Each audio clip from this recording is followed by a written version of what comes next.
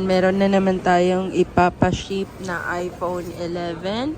Meron na namang nag-order sa amin ng iPhone 11. Ipapadala na naman natin to sa LBC. Then yung price update nga pala ni iPhone 11 ngayon. Makukuha niya yan sa halagang 13,500. Yan, si iPhone 11. Yan, meron na siyang kasamang box, charger, headset.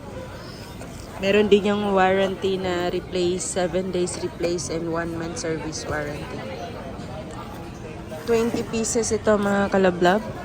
Ipapaship namin yan sa LBC. Yan, maraming salamat sa tiwala at sa nag-order nito sa amin. Yung price niya, lablab ko, pag wholesale tulad nito, hindi 13,500 ang benta namin. May discount pa yan.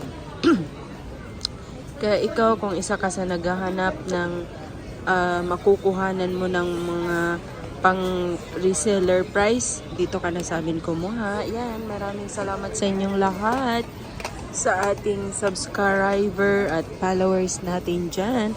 Pasensya na medyo iba yung boses ko kasi inuubo ako mga kalablab ko.